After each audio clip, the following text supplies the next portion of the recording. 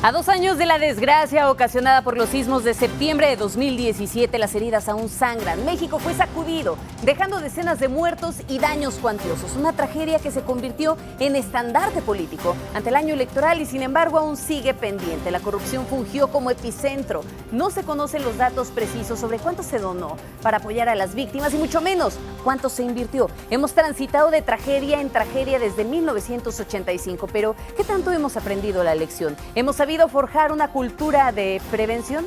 Yo soy Magda Bastida, quédese conmigo, esto es A Fondo.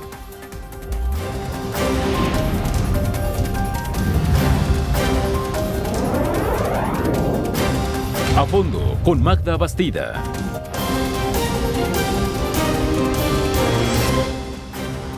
Y es así como ya estamos empezando este programa de análisis. Para iniciar vamos a platicar acerca de la reconstrucción. Es una promesa pendiente. ¿Realmente se logrará reconstruir el país con todos esos daños que se tuvieron en el 2017 si aún quedan pendientes del 85? Para el segundo bloque hablaremos de dónde quedó el apoyo a las víctimas. ¿Verdaderamente se entregó? ¿Hay pendientes o hacia dónde se desvió? Para continuar, hablaremos también si ya estamos contando con una cultura de prevención suficiente. Tenemos esa capacidad de reacción, de evitar que en algún momento vuelva a ocurrir alguna tragedia como la que se vivió. Y finalizaremos con un bloque de conclusiones. Así comenzamos.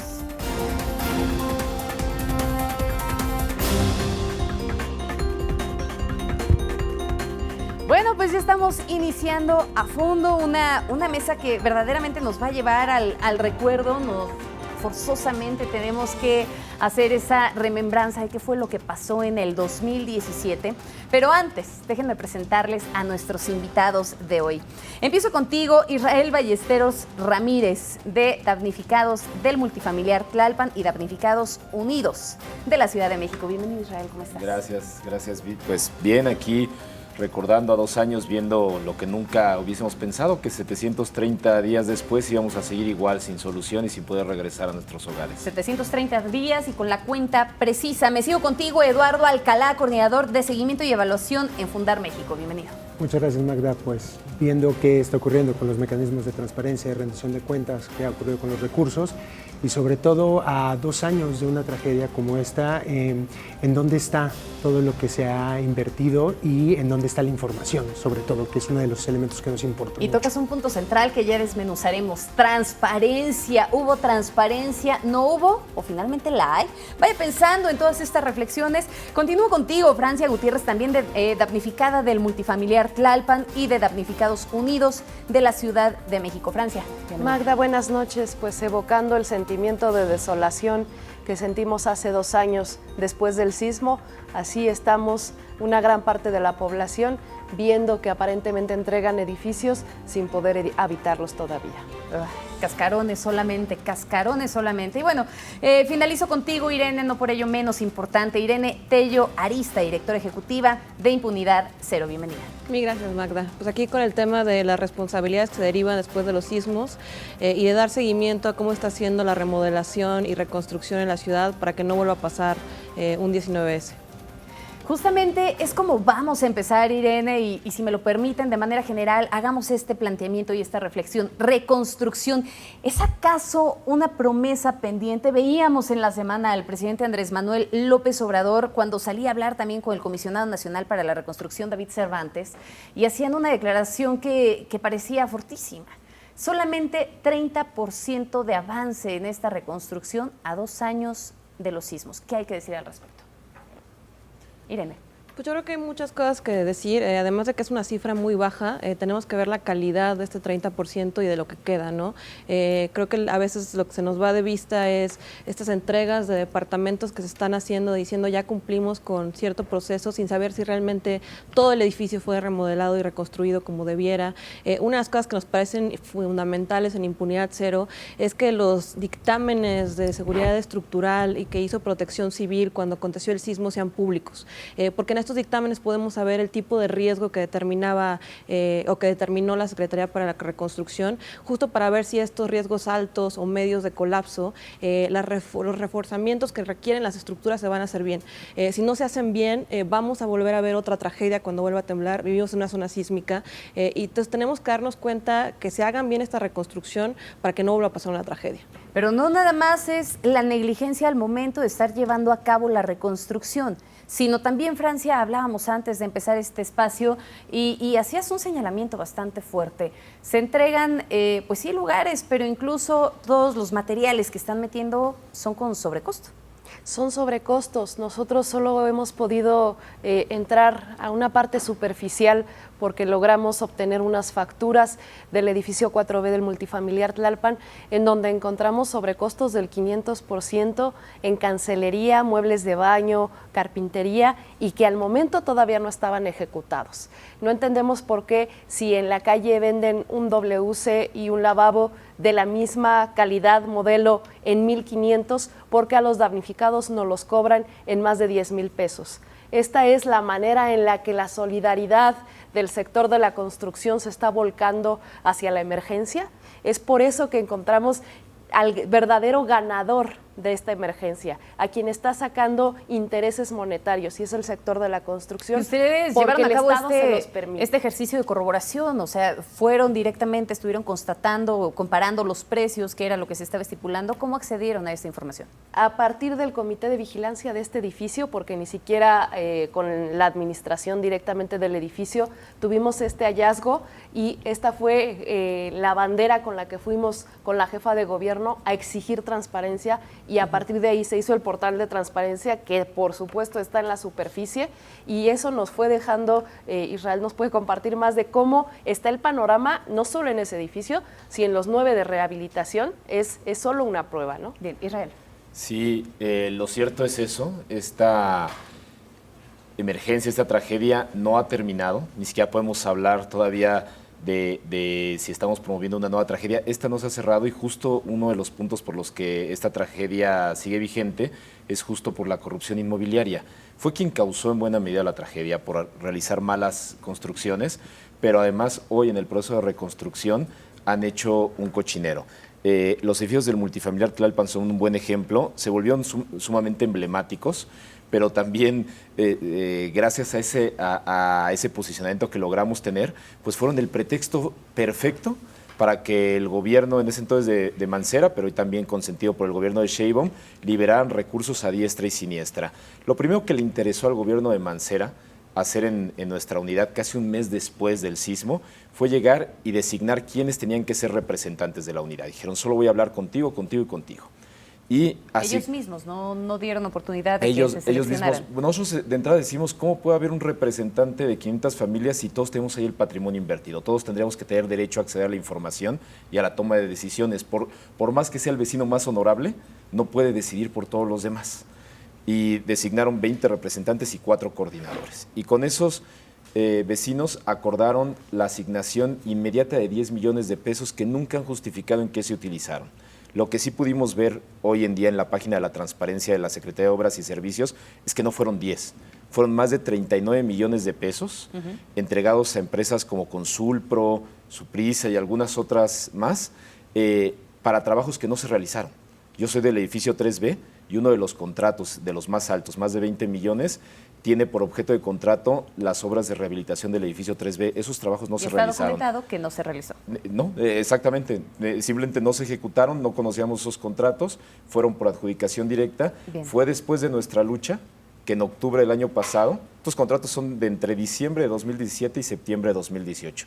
Hasta octubre, el 8 de octubre, nos depositaron más a los administradores de los edificios más de 316 millones de pesos para entonces sí ejecutar las obras de rehabilitación que no habían hecho con esos primeros. Y pues nosotros hemos visto que son precios muy elevados. Para decir algo, el edificio 3B son departamentos de 38 metros cuadrados. Hace rato bromeábamos que caben 3 en este foro. Y el costo que le autorizaron a la empresa REMRE Ingeniería Ecológica para rehabilitar los edificios fue de 550,000 pesos por departamento. altísimo. Déjame hacer una pausa en esto y eso nos lleva a hacer una reflexión, porque esto es concretamente lo que sucede en el caso de la Ciudad de México. Pero no hay que olvidarnos que también fueron más estados los que se vieron afectados en los sismos, tanto del 7 como del 19 de septiembre. Y eso me lleva entonces a plantear una pregunta, Eduardo, y seguramente tú lo sabes muy bien en este sentido. ¿Realmente existió algún programa que estableciera objetivos y algún plan de cómo tenían que trabajar las instituciones de manera coordinada para poder lograr una reconstrucción? Y es que justamente a la luz de lo que platica Francia, lo que comenta Israel, básicamente las preguntas son muchas. Y es una de las preguntas que nosotros también como organizaciones que hemos investigado los mecanismos de transparencia y rendición de cuenta nos hemos hecho porque no logramos encontrar la información suficiente sobre en dónde están los diagnósticos con los cuales se han diseñado las distintas estrategias.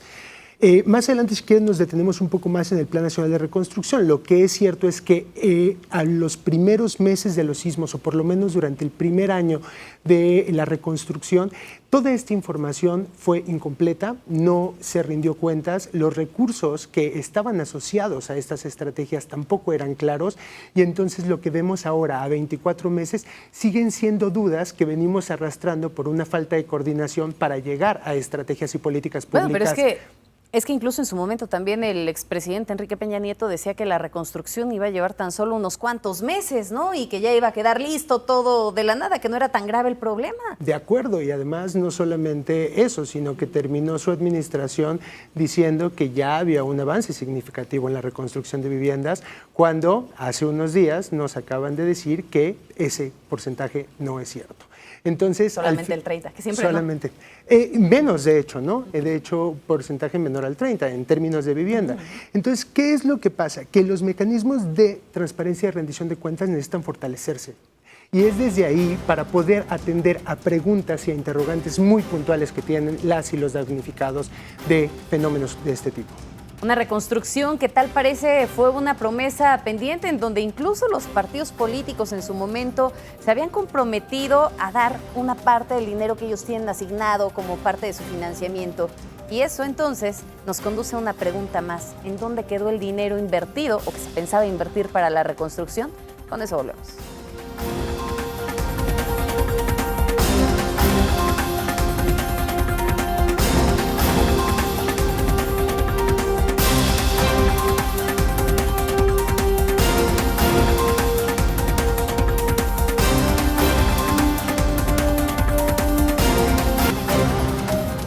Quedó el apoyo a las víctimas. David Cervantes reconoció durante la semana que pues realmente no se ha avanzado lo suficiente en la reparación de escuelas, de hospitales, de iglesias, que solamente se atendieron, literalmente lo mencionó, muebles con daños menores. Y eso hacía referencia pues a la administración de Enrique Peña Nieto.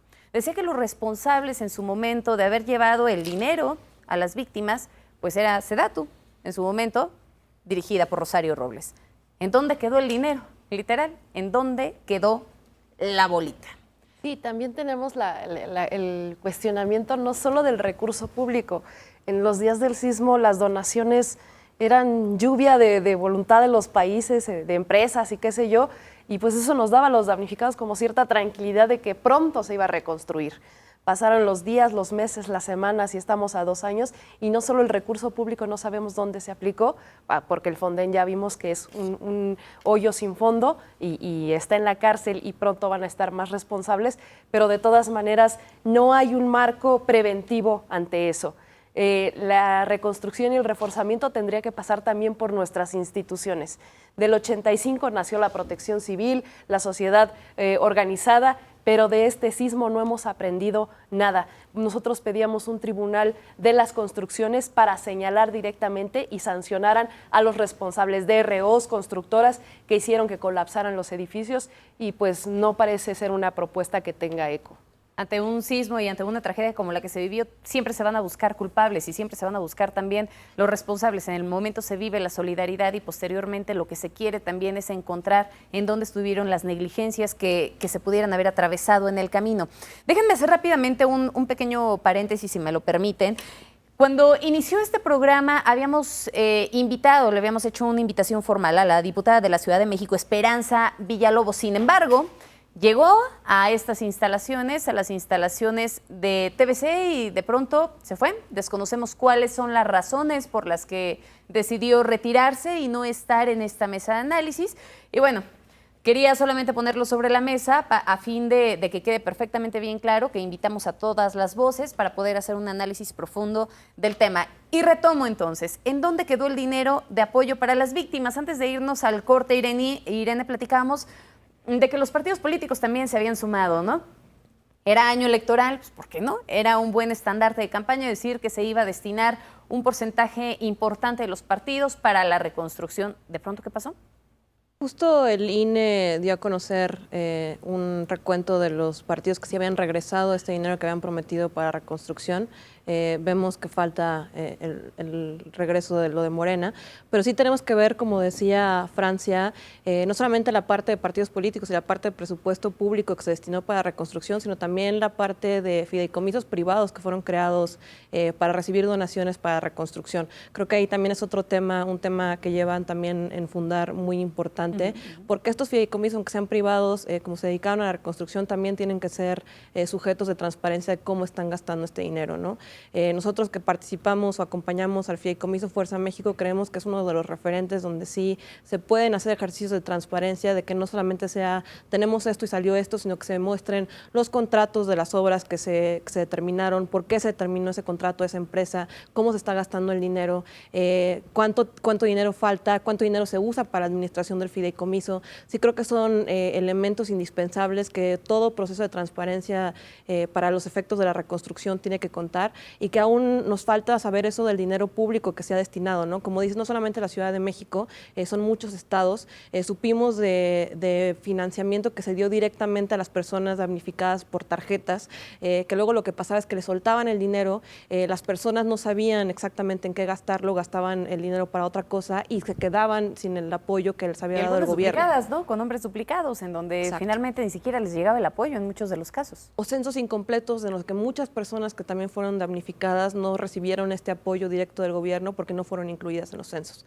De las zonas más pobres del país, muchísimas personas quedaron fuera de estos censos, y ahí es donde intervino también la parte el esfuerzo de parte de la iniciativa privada para intentar hacer frente a estas carencias. Sin embargo, lo que tenemos que ver es que se haga un verdadero censo de cuántos damnificados todavía hay, en qué proceso están, justo para dar una reconstrucción como tal a todo el país, que creo que hace muchísima falta. Bien, Eduardo, en el 2018, el 18 de septiembre, Enrique Peña Nieto, pues literalmente se paraba el cuello, ¿no? Decía que su gobierno había entregado el 98% de los apoyos comprometidos para las víctimas.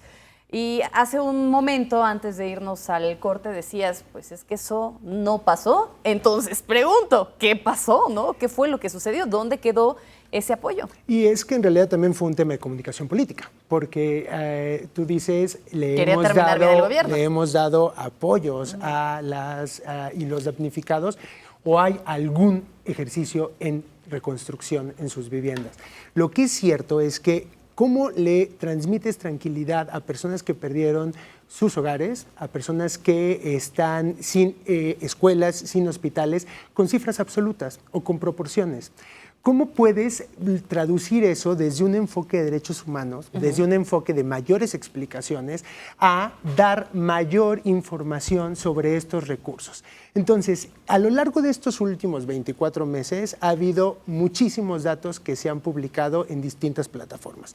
En un primer momento eran 39,000 millones de pesos, de los cuales estaban incluidos ahí todos los apoyos del Fonden, de los cuales 22,000 millones de pesos eran recursos federales. Posteriormente nos dijeron que esa información no necesariamente era cierta, que había habido problemas en los procedimientos para integrarla. Después, con la aprobación del Plan Nacional de Reconstrucción, tenemos 8,000 millones de pesos más que se tuvieron que empezar a gastar en este 2019, y hace unos días pues salieron datos sobre recursos totales por una cantidad más o menos de más de 28,000 millones de pesos. Pero realmente no se tiene una cifra exacta. No se tiene una cifra exacta que podamos contrastar con las acciones específicas y con los nombres de las personas que han recibido apoyos, en dónde, en qué localidades y con base en qué diagnósticos y en qué evaluación de daños tanto de sus viviendas como de su comunidad. Entonces, ese es en verdad una tarea pendiente. Y pensar el hecho, perdóname que te interrumpe, el hecho de que haya sido un año electoral, el 2017, ¿lleva a tener malos pensamientos? Digo, tener malos pensamientos porque pues finalmente siempre se sospecha de que pues en época electoral hay que invertirle todo lo necesario a fin de tener compra, coacción de votos y todas esas cosas que generalmente no pasan en México. Pues claro, porque además de ser un país proclive a los sismos, también somos un país proclive a la corrupción, ¿no? Entonces, en ese sentido, pues aunque estemos transitando a un nuevo esquema con una narrativa y con acciones que probablemente en el agregado y en un futuro puedan abonar a disminuir esta problemática, la verdad es que la sociedad mexicana tiene muchos fantasmas y vivimos desde una desconfianza en donde no necesariamente confiamos en los datos gubernamentales y más si no están desagregados, más si no nos dicen con puntos y comas cómo se están distribuyendo los recursos. Efectivamente, los recursos privados son un elemento de mucho cuestionamiento. ¿En dónde quedaron todas las donaciones? Pues bueno, hay estrategias y programas que se hicieron en donde sí se puede hacer un seguimiento, ¿no? Por ejemplo, el fideicomiso Justo Fuerza México o otras experiencias mucho más locales o más pequeñas. La propia Auditoría Superior de la Federación hizo ahí señalamientos bastante importantes en donde pues no se estaba terminando de transparentar o no existían los documentos que acreditaran realmente la entrega de cantidades millonarias, ¿no? 3,000 millones de pesos, que significaría más de lo que se ha destinado a reconstrucción de vivienda en la Ciudad de México. Y de instituciones como SEDATU, Bansefi, la Comisión Nacional de Vivienda, un señalamiento brutal. Y el propio esquema está diseñado para que las cosas salgan mal. Damnificados Unidos de la Ciudad de México también nos decidimos articularnos, los damnificados de varios predios, no por casualidad, no porque nos guste estar en reuniones, sino porque vimos que las cosas estaban haciendo mal, que era necesario señalarlas. Decías que 2018 fue un año electoral. Lo que pasa es que en este país ya todos los años son años electorales. El 17 y posteriormente el 18 también. Y todos los años son años electorales. Todos los políticos están en el cargo y en lugar de estar atendiendo sus obligaciones, están haciendo campaña, están pensando en el siguiente puesto por el que van a competir. En ese sentido, diseñan programas más pensando en cuántas voluntades pueden corporativizar que en resolver la situación. Lo que nosotros siempre hemos manifestado es una obligación del Estado prevenir estos desastres y atender estas emergencias y por lo tanto era obligación del Estado garantizar la recuperación del patrimonio. A ver, déjame poner una pregunta sobre la mesa porque tocas un punto bastante importante que en el 2017 generó un debate bastante profundo. ¿Hasta dónde sí y no? De entrada, ¿hasta dónde es obligación del gobierno la reconstrucción y hasta dónde es responsabilidad también de cada ciudadano? ¿Cuál es esa línea que entonces debe de estarse respetando? Porque me queda claro que desde la parte del damnificado, pues siempre va a estar, necesitamos el apoyo. ¿Hasta dónde sí debe y no debe el gobierno? Yo creo que ahí se analiza por eso las responsabilidades que tienen las autoridades. Depende mucho del estado. Por ejemplo, sí, en la Ciudad de México tenemos un reglamento de construcción, la verdad es que comparado con el resto de los estados, bastante exigente. En cambio, en Morelos tienes incluso reglamentos hasta 10 reglamentos de construcción dependiendo de la zona en la que estás en Morelos. Creo que es un tema que tenemos que hablar para que todo el país hubiera un reglamento de construcción de cierta manera unificado dependiendo del tipo de suelo que hay en cada estado. Y justo de ahí se derivan que si las responsabilidades de las autoridades para hacer cumplir ese reglamento de construcción no se llevaron a cabo, que es responsabilidad de los DROs y los corresponsables, entonces sí tiene que intervenir la autoridad. Pero no es un tanto complicado también, Irene, porque de pronto podríamos pensar en municipios como Jojutla, Morelos, en donde prácticamente el municipio quedó destruido en un 90% y es gente que construyó su casa con adobe y que no tiene todas las condiciones de infraestructura que requerirían este tipo de planes. Es por eso que digo que puede ser una pregunta bastante compleja el decir hasta dónde podría ser responsabilidad del gobierno o no, pero más allá de eso, hasta dónde es responsabilidad del gobierno la reconstrucción. Vámonos a la pausa y volvemos porque la mesa se está calentando.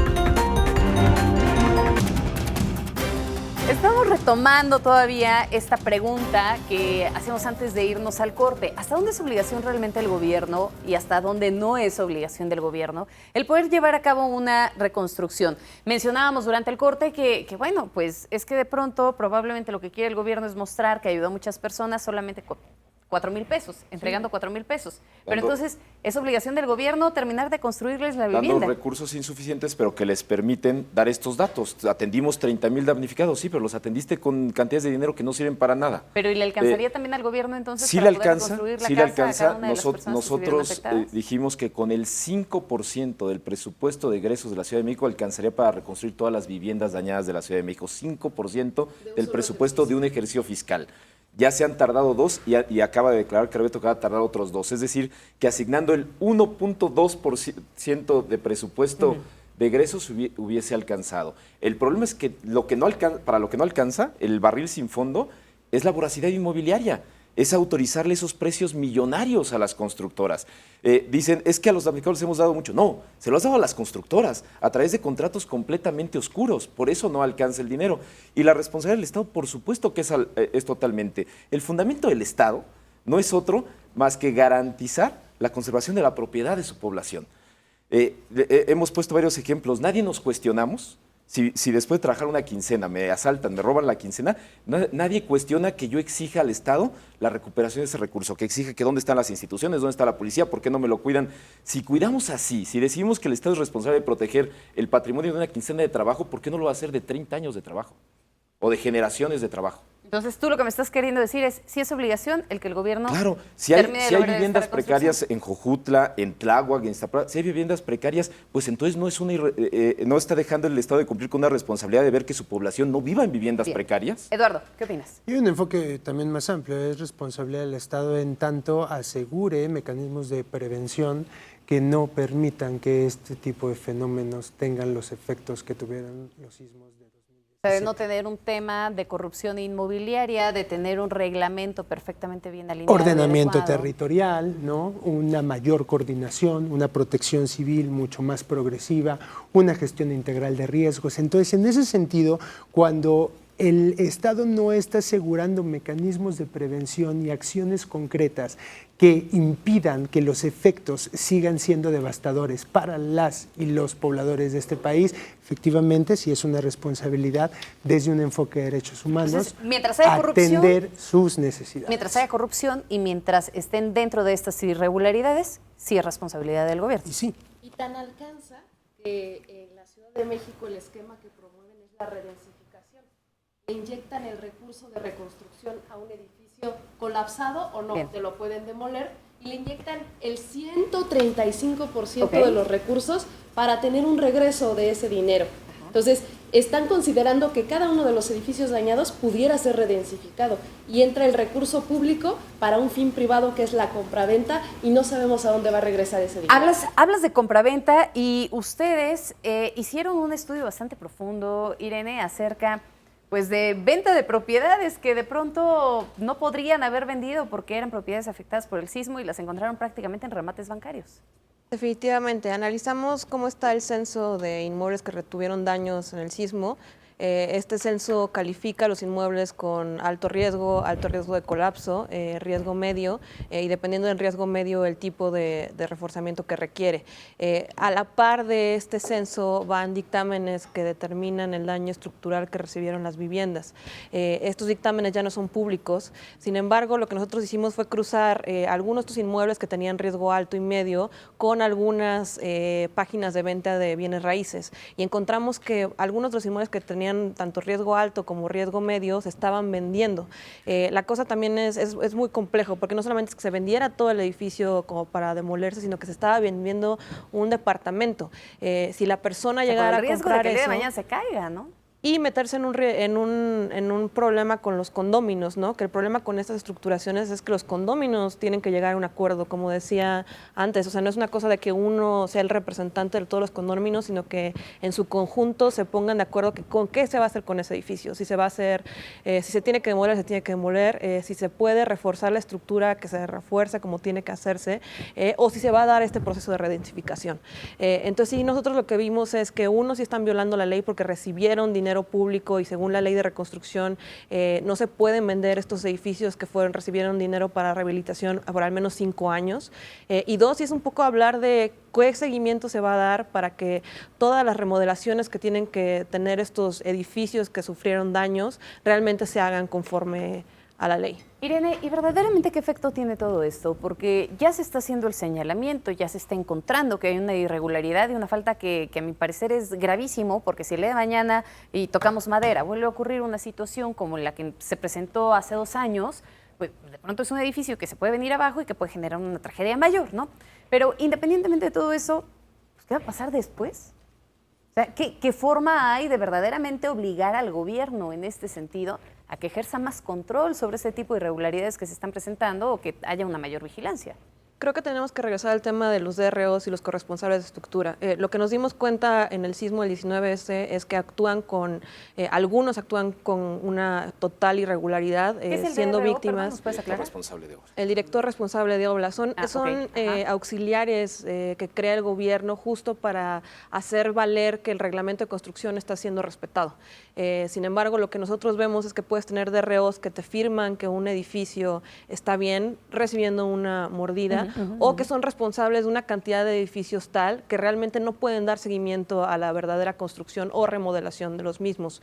Los corresponsables de seguridad estructural son vitales, sobre todo en ciudades como la Ciudad de México, en las que tenemos una densificación de edificios que requieren tener estructuras que soporten la densidad sísmica, la altísima sismicidad que vivimos. Justo ellos van a ser vitales para hacer seguir o cumplimentar estos dictámenes que salieron después del sismo. Y después de esta tragedia, ¿ya hay ya existe algún padrón de especialistas que estén encargados de manera permanente de poder verificar el daño estructural, que salgan a las calles incluso si se vuelve a presentar una tragedia como esta? Todo lo contrario, lista negra, ¿no? Sí, en realidad es una lista negra. Hay que ver que el responsable de acreditar a estos profesionales, estos directores responsables de obra, pues ha tenido una participación muy triste en este proceso de reconstrucción. Es el director general del Instituto para la Seguridad de las Construcciones, el doctor Renato Berrón. Fue el único funcionario ratificado. Fue director de esa institución con Mancera y lo es ahora con Sheinbaum. Él, en el caso de nosotros, él fue el que aprobó los 9 proyectos de rehabilitación del multifamiliar Tlalpan, que hoy la revisión hecha por Sheinbaum nos dice que están incompletos. Se están ejecutando obras con proyectos incompletos, inacabados. Proyectos que diseñaron, que un despacho al que SOBSE decidió darle millones de pesos, diseñó para no ser realizados nunca. En el caso del edificio 3B, diseñaban que la columna de reforzamiento pasara donde están las puertas. Tuvieron que modificarlo sobre la marcha porque era inviable, por ejemplo, ¿no? Tenemos ahí los casos gravísimos. El 19 de septiembre de 2017 colapsó y perdieron la vida dos trabajadoras. Además, una madre y otra esposa de la misma persona, es decir, esta familia, en Zapata 56. El director responsable de obra de ese edificio, que tenía menos de 9 meses de haber sido estrenado, se llama Juan Duay Huerta. Esta administración de Sheinbaum decidió contratar a ese mismo DRO para que nos fuera a hacer dictámenes de riesgo al suelo dañado por fallas geológicas en Tláhuac y Villa Centroamericana. Tuvimos que denunciarlo para que lo hicieran a un lado y entraran otros DROs, así como podemos tener confianza. Los primeros dictámenes que nos dieron el multifamiliar Tlalpan el 22 de diciembre de 2017, con lo que nos invitaban a regresar a vivir a 3 edificios, fueron hechos por Charbel Gómez Ruiz, que después nos enteraríamos que el colegio al que pertenecía era ya denunciado varias veces porque era un colegio que parece había creado Mancera para que le autorizara una serie de obras, que acreditaba como responsables de obra a sociólogos, a cocineros, a cualquier persona se podía acreditar ahí como director responsable de obra, y así se van acumulando. Y es una lista negra interminable. Que se vuelven constructores, o viceversa, constructoras que se vuelven DROs, y ellos son los que avalan su propia obra. El caso de Grupo Darmi, Arquitectura Inmobiliaria Darmi, es como la estrella de la reconstrucción, tiene más de 10 edificios en rehabilitación. Insurgentes Norte 476, en el segundo recorrido de Claudia Sheinbaum, apenas hace unas semanas en ese edificio, se vio que no estaba reforzado toda la estructura y ya estaban por entregar el edificio. Ahorita están terminando el reforzamiento estructural de ese edificio que no garantiza la seguridad y él tenía departamentos en ese edificio, puso espectaculares. Así hay diferentes conductas de los DROs. Pero lo que me están queriendo decir es que estructuralmente hablando todavía no estamos preparados y eso me queda claro que fue a nivel nacional. La pregunta es, ¿existe la cultura de la prevención en este momento ya en la ciudadanía para evitar nuevamente una tragedia, Eduardo? Necesitamos avanzar mucho en las estrategias que se tienen que aplicar para justamente consolidar una cultura de la prevención. O sea, de entrada, en términos presupuestarios, la gran diferencia que hay entre los fondos para prevención respecto de los fondos de atención de desastres es casi una manifestación de qué valor le estamos dando a la prevención, ¿no? Es mínimo respecto de lo que tiene el Fonden, lo que tiene el FOPREDEN. Entonces, es importante transitar hacia allá, pero también que todo esto que se está planteando tiene su origen en los mecanismos de transparencia y de rendición de cuentas. Esta información, los diagnósticos, las evaluaciones de daños tienen que ser públicas para poder dar seguimiento a las acciones y a las estrategias y para poder hacer posteriormente una evaluación. Ahorita que decías que se va a poder evaluar estas estrategias, pues con la información que actualmente es muy probable que no, ¿no? Entonces creemos desde las organizaciones que hemos impulsado mejorar los mecanismos de transparencia, fortalecerlos, que todos estos datos se tienen que hacer públicos. Seguimos caminando entonces con los ojos vendados en un terreno prácticamente destruido. Por el momento. Peor, se prepara la tragedia nuevamente.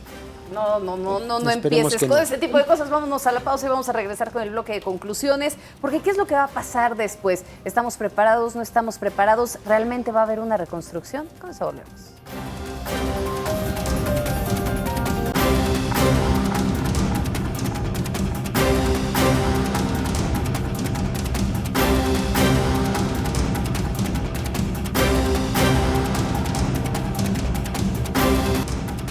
Los expertos coinciden en que no hay una forma realmente de poder predecir un sismo o un terremoto. La única forma es empezar a adentrarnos en la cultura de la prevención.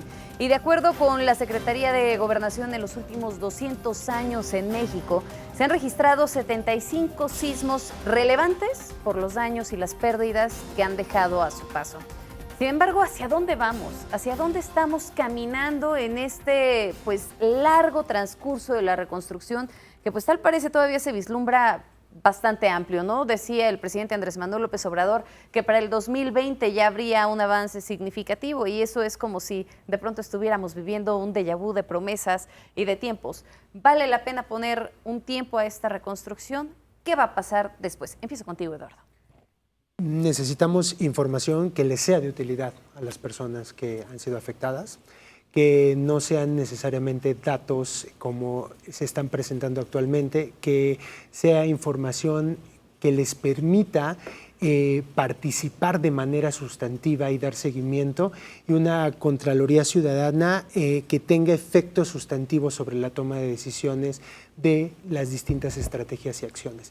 Eso, además de la prevención y además de todo lo que hemos mencionado durante este espacio, creo que nos permitiría ir avanzando y dando pasos poco a poco a pensar en una mejor manera de resolver fenómenos de este tipo, pero en tanto no se puntualicen esos elementos, vamos a seguir teniendo distintos problemas cuando tengamos otro sismo u otro fenómeno de esta magnitud. Y la falta de transparencia total, que es lo que se está viendo en este momento, Claramente. ¿no?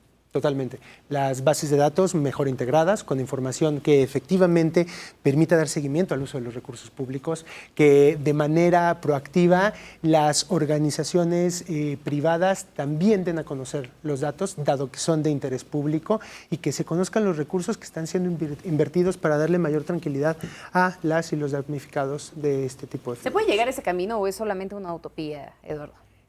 Pues no, para eso tenemos una ley de transparencia, ¿no? En donde el artículo, básicamente el artículo 6 de la Constitución, nos obliga a que toda información de interés público tiene que transparentarse. Que ahí nos podremos aventar otro fondo, ¿no? En cuanto a temas de transparencia y todo lo que ocurre después. Me voy contigo, Francia, perdón. Yo creo que para las personas damnificadas no hay mayor respuesta que la que estamos viendo, que parece que quieren administrar la desgracia. Ya estamos llegando al cierre del año en la que se va a poner el presupuesto para el siguiente, entonces seguramente va a haber otra etiqueta para reconstrucción porque no se ha terminado de reconstruir y seguramente el próximo año tampoco, y así podemos ir dosificando la desgracia. Creo que esta es una prueba de lucidez o de abandono del Estado para ver de qué tamaño es la política pública en materia, sí de prevención, pero también de construcciones. Estamos en una ciudad sísmica, pero en una ciudad que agota los servicios, que extrae el agua del suelo, que también eso genera fracturas. No vemos una congruencia entre el tamaño de la emergencia y el diseño de la política pública para prevenir, para atender y para amparar a los damnificados, en este caso de emergencias, adaptarse a cada una de las etapas. Lo que hoy pedimos de Claudia Sheinbaum es que acompañe a los damnificados a que hagan respetar el regreso a casa y que las empresas no abusen en tiempo y vida de los damnificados, en recursos públicos que no se le quiten a toda la ciudadanía que lo construye y que no jueguen con la expectativa de qué tan habitable va a ser nuestro espacio, porque para cobrar no tuvieron ningún empacho. Y por otro lado... Insisto, déjame interrumpirte ahí, no solo es la Ciudad de México. Claro. Fueron muchos los estados que se vieron afectados en ese momento, es también comunidades alejadas. Sí, que es parte de la estrategia. Abandonadas. Aquí nos encerraron en una ley de reconstrucción de la ciudad y en un presupuesto de la ciudad cuando nosotros señalamos que esto era un espacio un puente de comunicación entre espacios de las entidades afectadas que no pudimos organizarnos, ¿no? Y si nosotros que estamos organizados, visibles, no hemos logrado, las comunidades alejadas de Chiapas, de Oaxaca, pues están viendo caer sus vidas a pedazos. En un sí o no, ¿sirvió de algo esa ley de reconstrucción? No sirvió, no era necesaria y hoy sirve como una barrera más que para una puerta de acceso a los recursos y que también nos desprecia a los que nos hemos organizado, que ese sería el mayor aprendizaje que nosotros dejemos. A los vecinos de otros edificios que no fueron afectados, organícense, comuniquen, porque el día de mañana puede haber una emergencia y más vale tener comunicación entre vecinos para que después no lleguen a profundizar esas divisiones o ese desconocimiento que puede ser la respuesta inmediata en una emergencia. Bien. Irene. Pues sí, creo que tenemos que retomar, como dices, el tema de otros estados. Sí creo que es vital poner en la mesa de discusión los reglamentos de construcción que hay otros estados que no tienen el mismo nivel de especificidad técnica que el de la Ciudad de México.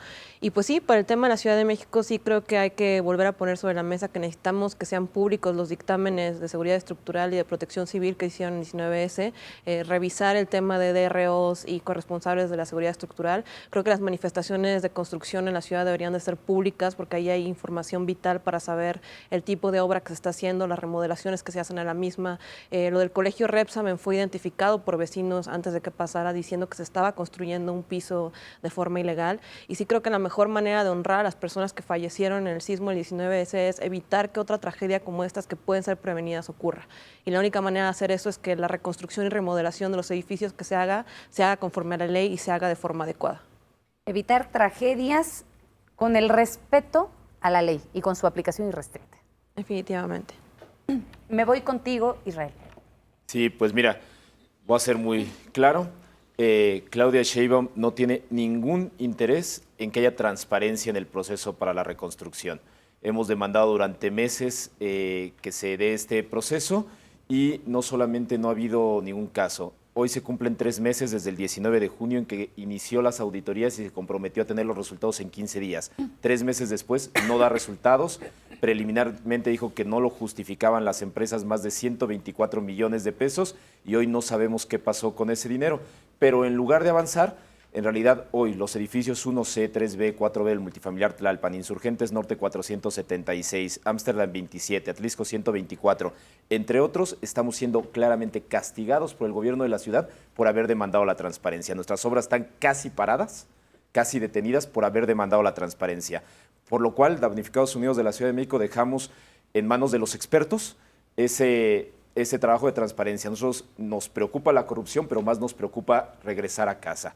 En ese sentido, lo que le decimos al gobierno de Claudia Sheinbaum, nos quedó claro que no le interesa la transparencia, que no va a sancionar a las empresas, que no va a poner orden en la reconstrucción, que no va a auditar esos recursos. Entonces decimos, le emplazamos a que a más tardar el 30 de septiembre nos indique la manera clara y certera de cómo vamos a regresar a casa todas y cada una de las 7,000 familias que estamos articuladas en Damnificados Unidos de la Ciudad de México. Si esto no sucede, con toda la pena del mundo, con las fuerzas cada vez más escasas por el desgaste que tenemos, vamos a salir a las calles a poner de cabeza esta ciudad, porque no podemos quedarnos en la calle un año más.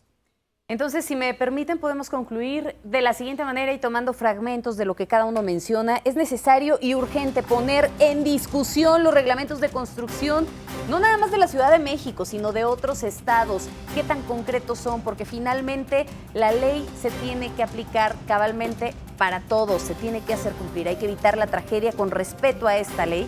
La incertidumbre castiga, revictimiza y no permite avanzar, preocupa.